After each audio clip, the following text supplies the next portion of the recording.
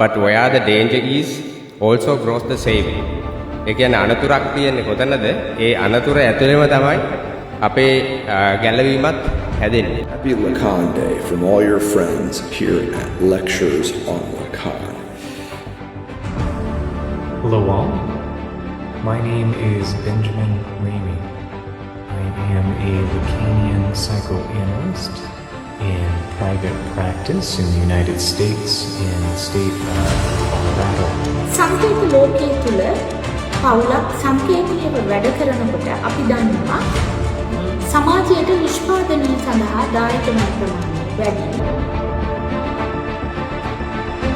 ඒතර මේ වේදනාව කියන එක අපි සලකනවා අතිරේක විනෝදයක්. මේ දෙමව්පියන්ට තියෙන අවිඥානික ආශාව තමයි මේ සිම්බොලික් වැලියු එකක් තියෙන ටෙනිස් ක්‍රීඩාව හරහා තම පවුලේ ගෞරවයේ ඩෙන්ටිටි එක Taman ලබන අතරම දරුවාටත් ලබා දෙන ආශාව. එයා මේක මුලින්ම ඇවිල්ලා අපේ සායනදි කියන්නේ නැහැ. දිගට කතා කරගෙන යනකොට එයාගේ භාෂාව හරහා එළියට එනවා. එයා ඒ පහර දුන් සිදුවීම් ඇතුළේ තියෙන එයාගේ වේදනාත්මක කතාව. ලෝනා මුනි රාජගේ සිරිදලදා පෙන්වමි. ඔකෝගල කවුරු අහලා තියෙනවා. මේක ගොහැටි අමරදේවසේක පාට මාපිය රජුගේ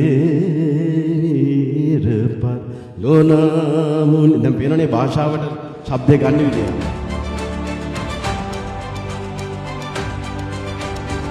I don't know what I am saying.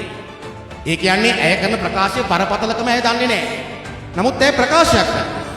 ඒ ප්‍රකාශයට මොකද වෙන්නේ? ඒ ප්‍රකාශයේ තියෙන தත්වයට යම් පිහිසුණු අර්ථයක් ඒ සමාජයේ හිටපු වැඩිහිටි අය එකතු කරනවා. එතකොට මේ do not give up on your desire කියලා කියන්නේ ආශාවේ තියෙන બ્લોක් එක ඉවත් කරන්න කියලා. එහෙම නැත්නම් මේක හරියන්නේ නැහැ. ඒතර මොකටද අපිට ලකාන අවශ්‍ය වෙන්නේ? ලකාන අවශ්‍ය වෙන්නේ අන් කවරදාටත් වඩා මෙන්න මේ පාර නූතනවාදී සමාජය අධ්‍යයනය කරන්න.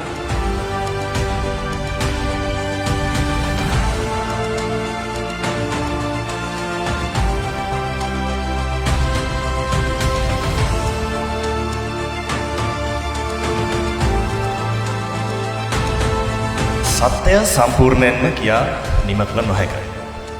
මන්ද එයට ප්‍රමාණවත් වචන භාෂාව තුළ නැති බැවිනි.